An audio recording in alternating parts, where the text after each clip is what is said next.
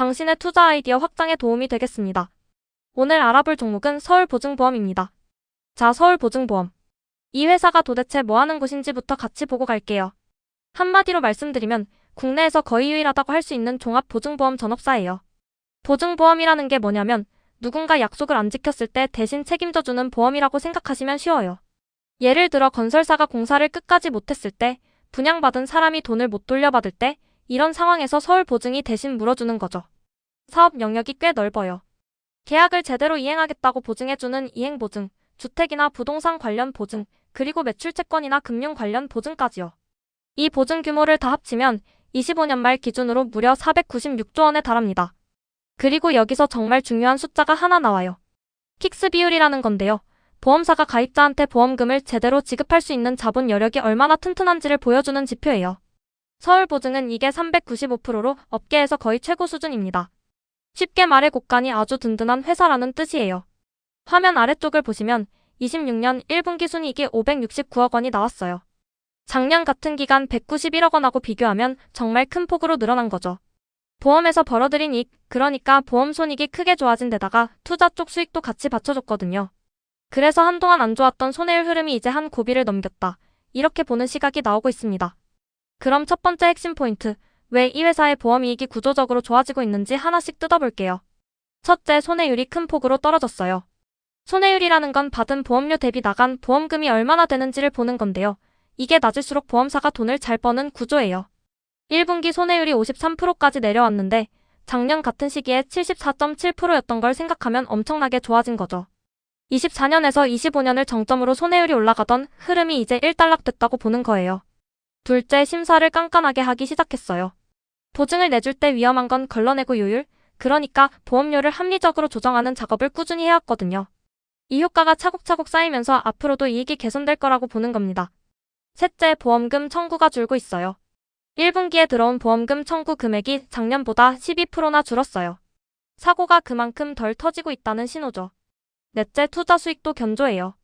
환율이 오르면서 일부 손실이 있긴 했지만 보유한 자산의 수익률이 좋아지면서 전체적으로 탄탄한 흐름을 이어가고 있습니다. 오른쪽 숫자들을 한번 쭉 볼게요. 1분기 순이익 569억 원, 보험 손익 625억 원, 이건 작년 분기 평균 391억 원보다 크게 늘어난 수치예요. 청구는 12% 줄었고 손해율은 53%, 자본 건전성은 395%.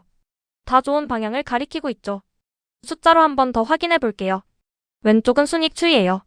22년에 5,400억 원대로 정점을 찍었다가 손해율이 나빠지던 24년에 2,100억 원대까지 떨어졌어요. 그런데 25년에 2,600억 원대로 다시 올라왔죠. 바닥을 찍고 회복하는 모습이 보입니다. 오른쪽은 보험 손익 추이인데요. 이것도 비슷해요. 24년에 1,400억 원대까지 내려갔다가 25년에 2,500억 원대로 크게 반등했어요. 손해율이 안정되니까 보험에서 버는 돈이 다시 늘어난 거죠. 아래 숫자들 보시면 25년 보험 손익 2,510억 원, 순이익 2,640억 원, 자기자본이익률은 5.1%. 그리고 주가 대비 가치를 보면 PER이 12.1배, PBR은 0.6배 수준이에요. PBR 0.6배라는 건 회사가 가진 순자산보다 주가가 싸게 거래되고 있다는 뜻이라서 저평가 매력이 있다고 보는 근거가 됩니다. 두 번째 핵심 포인트 바로 배당이에요. 사실 이 회사의 가장 큰 매력이 여기 있다고 봐도 됩니다. 왼쪽부터 볼게요. 26년 예상 배당 수익률이 6.3%예요. 회사가 발표한 기업가치 제고 계획에서 최소 배당금을 주당 2,865원으로 잡았는데 이걸 기준으로 계산하면 6.3%가 나오는 거죠. 게다가 최근에 대량으로 주식이 거래되는 블록딜 이후에 주가가 좀 조정을 받으면서 배당 매력이 오히려 더 커졌어요. 주가가 싸지면 같은 배당을 받아도 수익률은 올라가니까요. 그리고 분기 배당도 본격적으로 시작해요. 1년에 한 번이 아니라 분기마다 나눠서 배당을 주겠다는 거죠. 또 주주환원율을 50% 이상으로 끌어올리겠다는 목표도 세웠어요.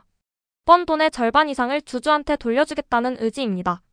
오른쪽은 자본 건전성이에요. 아까 말씀드린 킥스 비율 395%. 삼성화재나 메리츠화재, DB손보 같은 주요 보험사들하고 비교해도 압도적인 1위 수준이에요. PBR은 0.64배까지 내려와 있고요. 이렇게 자본이 튼튼하다는 건 배당이나 자사주 매입을 꾸준히 할 수 있는 든든한 기반이 된다는 뜻이에요. 자본력이 곧 환원력인 거죠. 재무 상태를 표로 한번 정리해 볼게요. 보험 손익은 24년 1,460억 원으로 바닥을 찍고 25년에 2,510억 원으로 회복했어요. 순이익도 2,110억 원에서 2,640억 원으로 늘었고요. 자기자본이익률은 4.1%에서 5.1%로 올라왔습니다. 회복 속도가 아주 빠르다고 하긴 어렵지만 방향만큼은 분명히 좋아지는 쪽이에요. PER 12.1배, PBR 0.6배.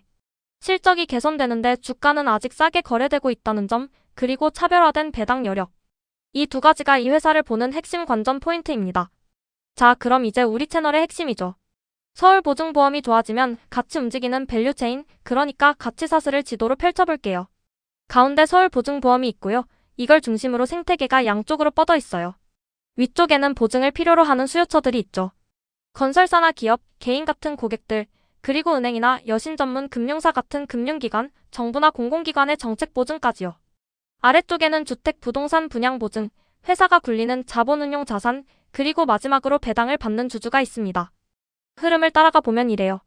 보증 수요가 늘어나면 서울보증이 보증을 더 많이 인수하고 사고가 나면 대신 물어준 돈을 다시 회수하고 그렇게 쌓인 자본을 운용해서 수익을 내고 그 이익을 다시 주주한테 돌려주는 거죠. 이 생태계 전체가 하나로 연결돼서 함께 움직입니다. 그럼 이 밸류체인을 두 갈래로 나눠서 좀 더 자세히 볼게요. 먼저 보증 수요와 인프라 쪽 수의 영역이에요. 서울보증이 보증을 더 많이 인수할수록 이 영역의 활동도 같이 늘어나는 구조죠. 첫 번째 건설하고 부동산이에요. 별 3개 가장 직접적인 연결고리입니다. 건설 경기가 살아나고 분양 물량이 늘어나면 이행보증이나 분양보증 수요가 바로 늘어나거든요. GS건설, 현대건설, DLENC 같은 대형 건설사들이 보증을 발급받는 핵심 고객 기반이에요. 특히 부동산 프로젝트 파이낸싱이 정상화되는 국면에 들어가면 주택 부동산 보증이 회복되면서 정산보험료 수치도 늘어나게 됩니다.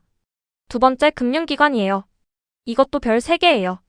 기업의 신용을 보강해주는 매출채권 보증이나 금융보증이 은행 여신하고 직접 맞물려 있거든요. 시중은행이나 여신 전문 금융사들이 보증을 끼고 대출을 늘리면 보증 수요도 같이 증가하죠. 중소기업 자금 조달을 활성화하는 정책이 나오면 신용보증 수요가 구조적으로 커집니다.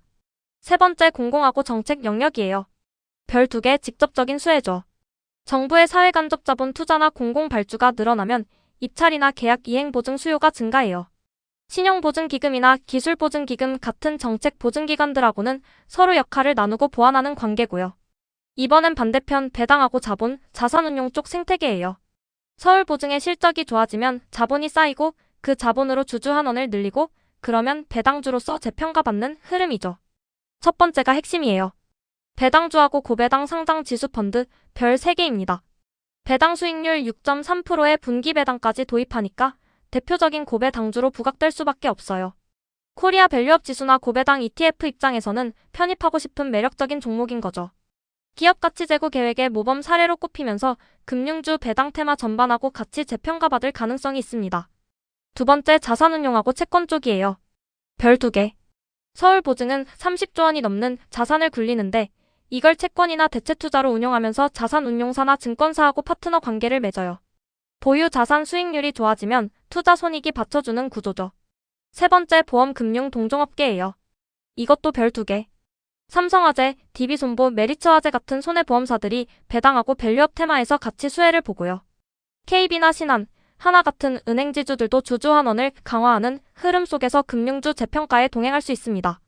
여기까지 보셨으면 영상이 도움이 되셨을 텐데요. 구독하고 좋아요 한 번씩 눌러주시면 다음 영상 만드는데 큰 힘이 됩니다. 지금까지 본 수의 연관주들을 표 하나로 깔끔하게 정리해 볼게요. 건설 분양 보증 쪽은 GS건설하고 현대건설 별 3개. 건설 분양이 회복되면 이행보증하고 분양보증 수요가 바로 연결되는 핵심 영역이에요. 주택 부동산은 부동산 프로젝트 파이낸싱 정상화 수혜로 별 3개. 정산보험료 수치가 늘어나는 부분이죠. 금융보증은 시중은행하고 여신 전문 금융사 별 2개 반. 보증 기반 여신이 늘면 같이 커집니다. 배당 밸류업은 코리아 밸류업 지수 별 3개. 배당 수익률 6.3%의 분기 배당까지 도입하니까 고배당 ETF 편입 매력이 크죠. 손해보험 동종업계는 삼성화재하고 DB손보 별 2개 반. 배당 밸류업 테마를 같이 타는 영역이에요. 자산운용은 증권사하고 운용사 별 2개 반. 30조 자산운용을 함께하는 파트너죠. 마지막으로 공공정책 쪽은 신용보증기금하고 기술보증기금 별 2개 반입니다. 정리하면 서울보증보험은 보증을 필요로 하는 수요 측면하고 배당을 돌려주는 환원 측면 양쪽으로 밸류체인이 연결돼 있어요. 별 3개는 직접 연동되는 영역이고 별 2개는 같은 섹터로 동반 수혜를 보는 영역이라고 이해하시면 됩니다. 이제 투자 포인트하고 리스크를 균형 있게 짚어볼게요. 참고로 이 리포트는 투자 의견과 목표 주가를 따로 제시하지 않는 not rated라는 점을 먼저 말씀드릴게요. 투자 포인트는 4가지예요. 첫째, 보험이익이 개선되는 사이클에 들어왔다는 점. 손해율 흐름이 한 고비를 넘겼고 심사 강화 효과가 쌓이고 있어요. 둘째, 배당 수익률 6.3%의 분기 배당까지. 차별화된 주주환원 여력이 있죠. 셋째, 킥스 비율 395%로 업계 최고의 자본 건전성. 넷째, PBR 0.64배로 저평가 매력까지요. 하지만 리스크도 분명히 있어요. 첫째, 경기에 민감한 손해율 변동이에요. 시장 금리가 높게 유지되면 은행권 연체율 같은 자산 건전성 회복이 더딜 수 있고 경기가 나빠지면 손해율이 다시 오를 수도 있죠. 둘째, 아까 말씀드렸듯이 이 리포트는 목표 주가가 없어요. 그러니까 적정 주가 판단은 온전히 투자자 본인의 몫이에요. 셋째, 블록딜 같은 수급 부담이에요. 대주주 지분 관련해서 추가로 물량이 나올 가능성도 늘 염두에 둬야 하고요. 넷째, 건설이나 부동산 경기 부진이 길어지면 보증 수요 자체가 줄어들 수 있다는 점입니다. 오늘 내용을 마지막으로 정리할게요. 서울보증보험의 핵심은 보험이익이 개선되는 사이클에 진입했고 배당 수익률이 6.3%에 달하는 데다 킥스 비율 395%의 든든한 자본력 그리고 PBR 0.64배의 저평가 매력입니다. 밸류체인 측면에서는 건설 분양 보증 수요부터 코리아 밸류업 지수, 손해보험 동종업계, 자산운용 파트너까지 폭넓게 연결돼 있고요. 다만 이 리포트는 not rated로 목표 주가를 제시하지 않는다는 점, 그리고 실적 회복 속도나 경기 민감도는 계속 지켜봐야 한다는 점을 꼭 기억해주세요. 결국 배당 매력과 자본 건전성이라는 강점, 그리고 경기 민감성이라는 약점을 저울에 함께 올려놓고 판단하셔야 합니다. 본 영상은 투자 참고 자료이며 투자의 최종 결정은 본인의 판단하에 하시기 바랍니다. 오늘 내용이 도움이 되셨다면 구독과 좋아요, 알림 설정 부탁드릴게요. 가치사슬 인사이트는 다음에도 알찬 인사이트로 찾아오겠습니다. 감사합니다.